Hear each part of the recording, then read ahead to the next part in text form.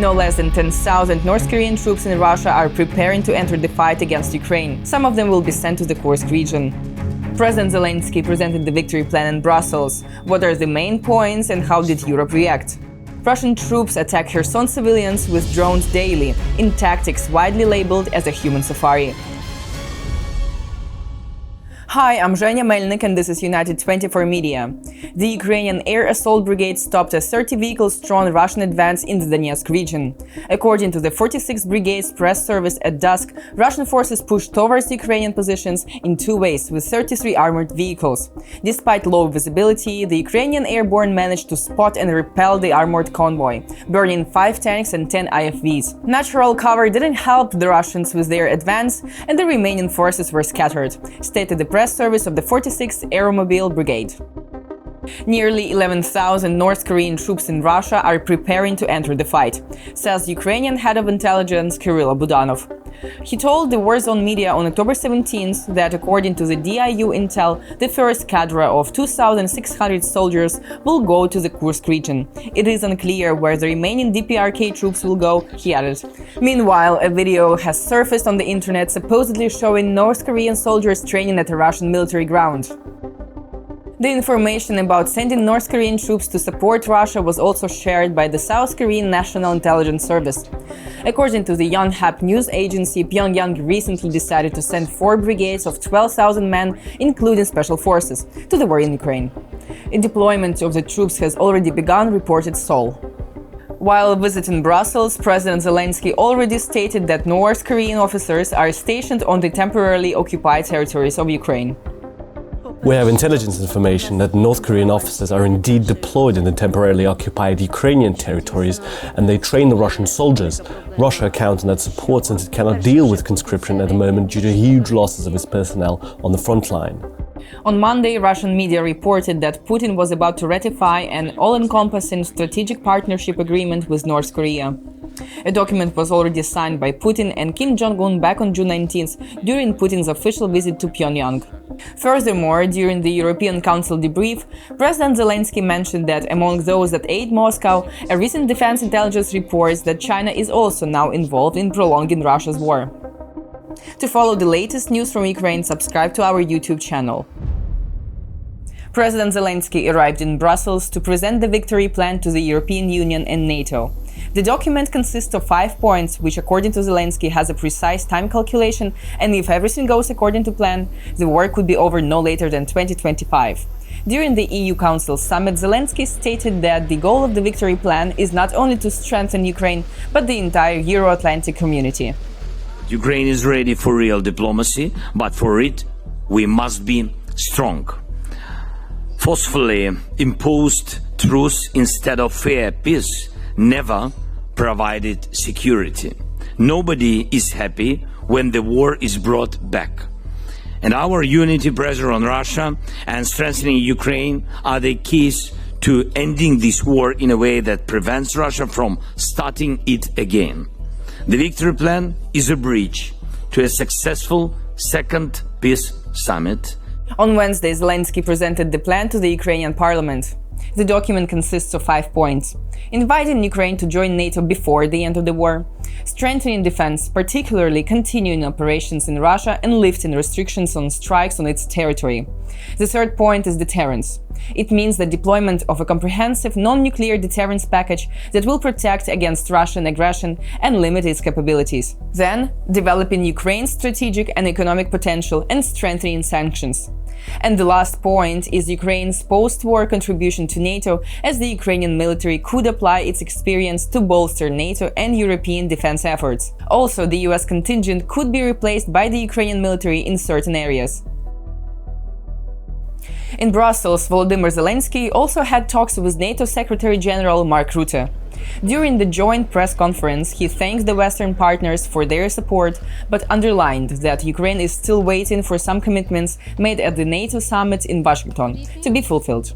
Strengthening of Ukraine, it's not only depending on the weapon, this kind or that kind, it's depending on the will. If our partners will not lose their unity, we will not lose. We will not lose that unity. It's you so can count important on that. And my message today to Vladimir Vladimirovich Putin is that if he thinks we will not. And today again is evidence. Look what the Australians have done, what the Germans are doing, what the US has done today. Again announcing almost $500 million in anti-missile defense systems.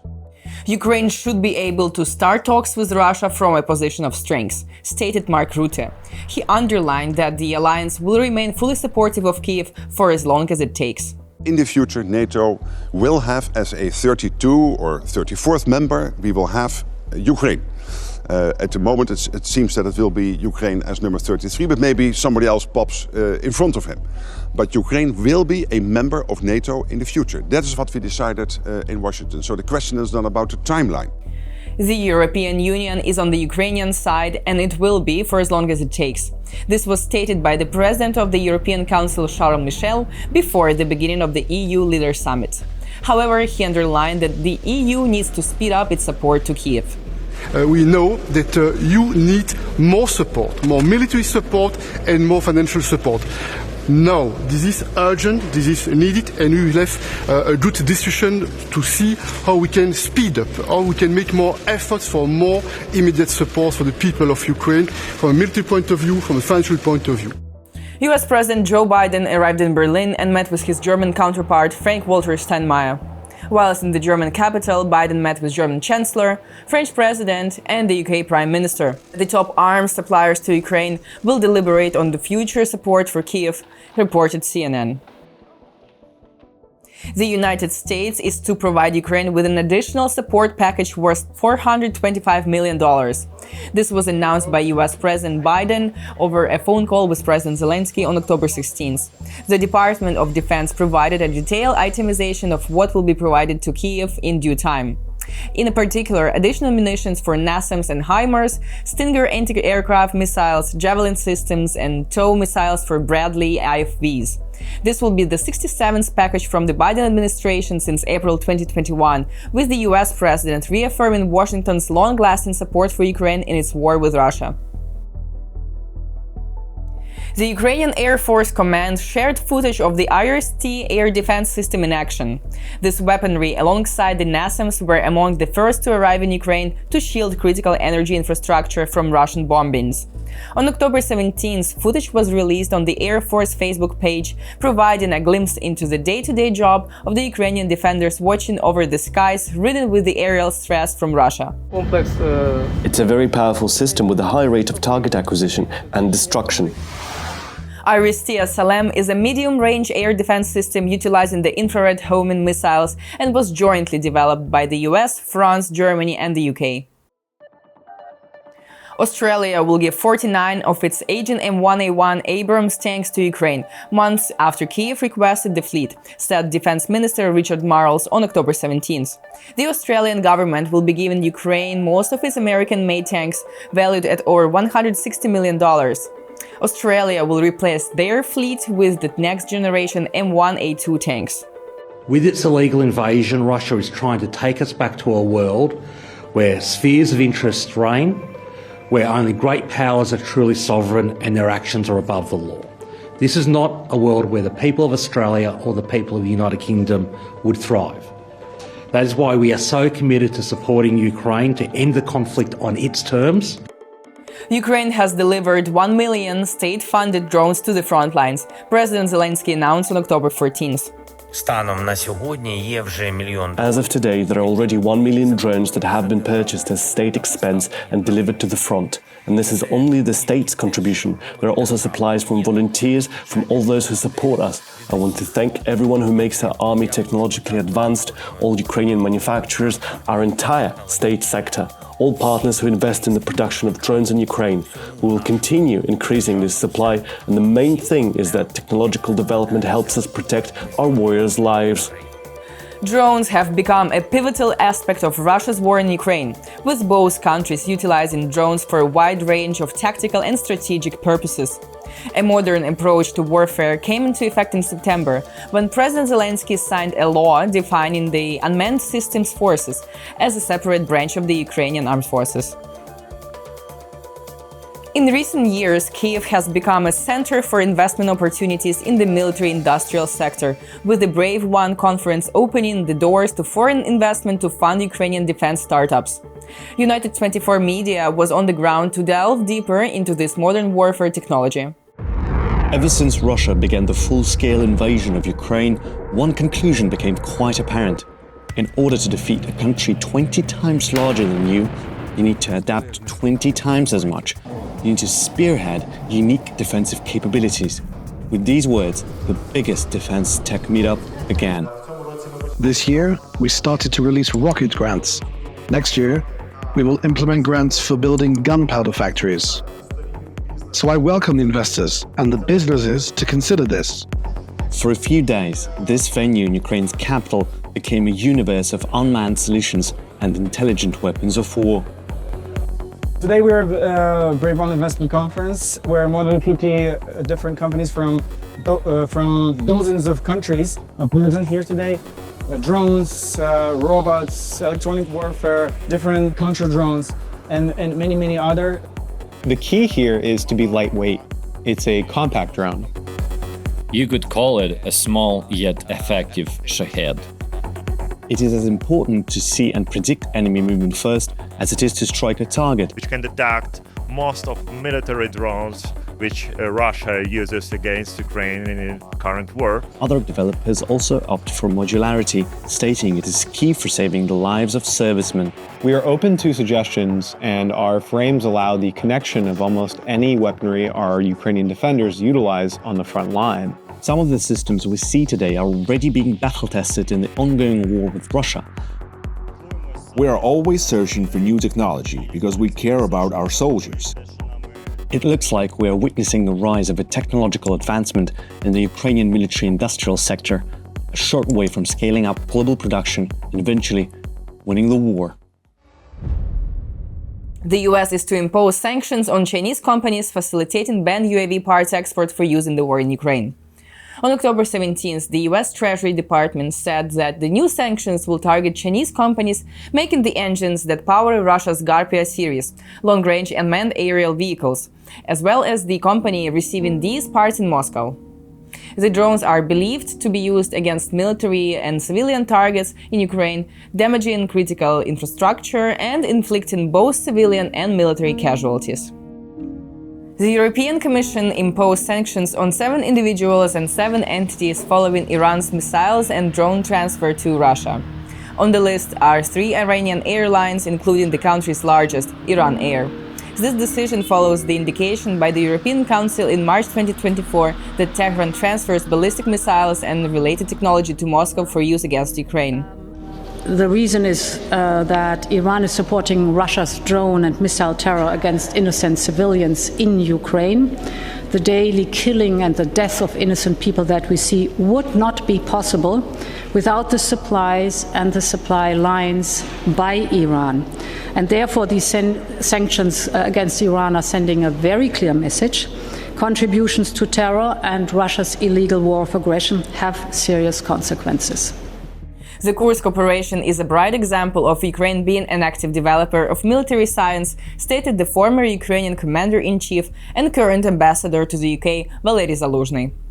During his speech at Chatham House, he said that he had not seen the military plans, but believes that the Ukrainian command has taken into account all the necessary lines for its implementation. The Kursk operation is a part of the overgrown military operation which we are carrying out for the survival of people and for the protection of our nation. The Kursk operation is a bright example which shows that Ukraine continues being around and Ukraine remains an active figure in the development of military science. Ukraine continues to hold a Kursk salient almost the 3rd month in, with recent footage shared by the 225th Separate Assault Battalion, capturing an armored engagement somewhere in the region. A Ukrainian tank engaged a Russian IFV in a one-on-one at a danger close distance, reported the official battalion's channel. Work of the Ukrainian tank crew was posted on October 16th and shows how the Russian IFV approached 2 Ukrainian tanks, one seemingly damaged but got obliterated by the tanker. The Russian crew is then seen dispersing and running for their lives as the IFV is engulfed in flames. Russian troops attack Kherson civilians daily with drones in tactics widely labeled as a human safari. The United 24 media team went to the southern frontline city to highlight what has been ignored in the headlines, and discovered a ghost town where a clear sky is synonymous with death.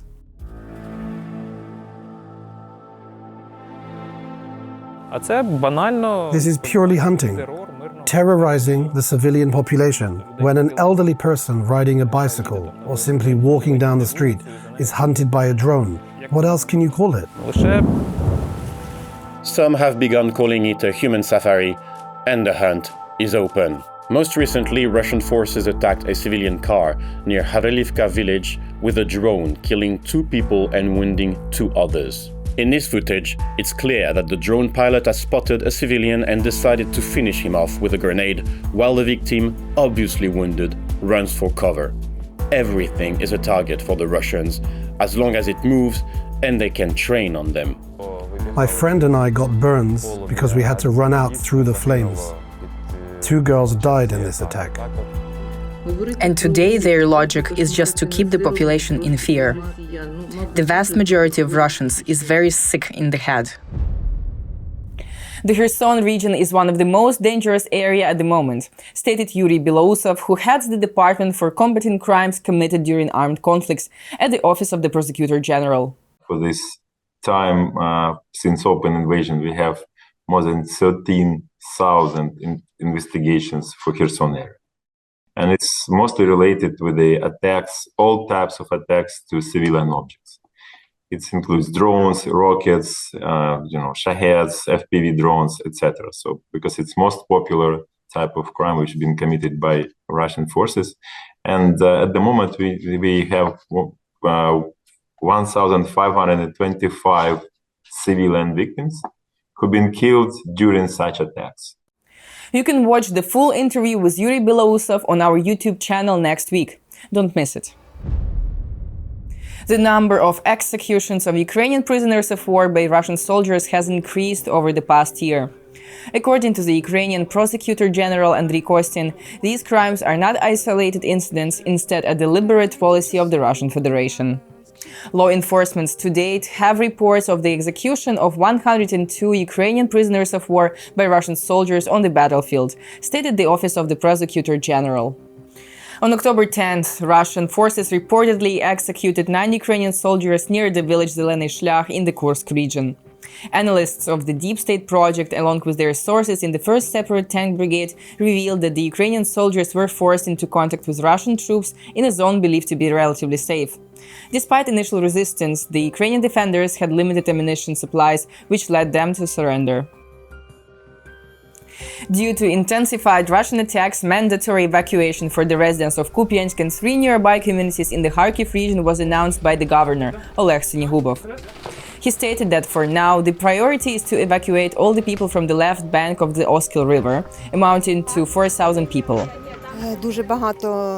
A guided bomb damaged my apartment recently. Balcony, all the windows were broken. Drones fly all the time.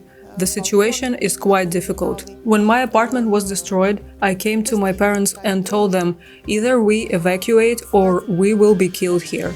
Russia has lost 10,373 artillery systems since the beginning of this year, reported the Ukrainian Ministry of Defense. The cost of the destroyed equipment, including self-propelled artillery systems, cannons and howitzers, amount to at least $8 billion. The worst day for the Russian army was on September 22nd, when, according to the Ukrainian General Staff, 81 Russian artillery systems were destroyed. The ministry's statement also noted that one artillery brigade consists of 72 artillery pieces, meaning that so far in 2024 Ukrainian defense forces have eliminated 144 Russian artillery brigades. The mission of the European Union to train Ukrainian military personnel may be extended for 2 more years. This was discussed during a meeting of EU foreign ministers, reported the High Representative of the EU for Foreign Affairs and Security Policy, Joseph Borrell. He underlined that ensuring the best possible capacities for the Ukrainian armed forces is essential, adding that he hopes for a consensus on this decision in the EU Council. The Ukrainian armed forces are under big pressure along the front line, a front line which is longer than before the summer. And we have to continue providing Ukrainian armed forces with more capacity and to increase our training mission. We will extend the mandate of the European Union military assistance mission for the next 2 years. The European Union Military Assistance Mission was set up in October 2022. It was established by the EU Council in response to Ukraine's request for military support. The aim of the EU MAM is to provide training for the Ukrainian armed forces on the territory of EU member states. So far, 24 countries have offered training modules and personnel. In August, Borrell stated that 60,000 Ukrainian personnel have already been trained within the program, with an additional 15,000 soldiers set to be prepared by the end of 2024. Special Operation Forces units of the Defense Intelligence of Ukraine cleared 400 hectares of woodlands in the northern Kharkiv region. The DIU released footage of the daring operation conducted in the deep woods north of Kharkiv city. The joint operation, consisting mainly of special purpose units and the 13th Kharkiv National Brigade, managed to push back Russian forces from a strategic area, capturing at least 20 prisoners of war and eliminating Moscow personnel, among them Wagner mercenaries. This was stated by the Kharkiv Planning Division head Anton Bayev. According to him, this victory is a joint effort that, with 2 months of preparation, aims to completely rid the Kharkiv region of the occupying force. This is it for today. We are United 24 Media. Thank you for being with us and see you next week.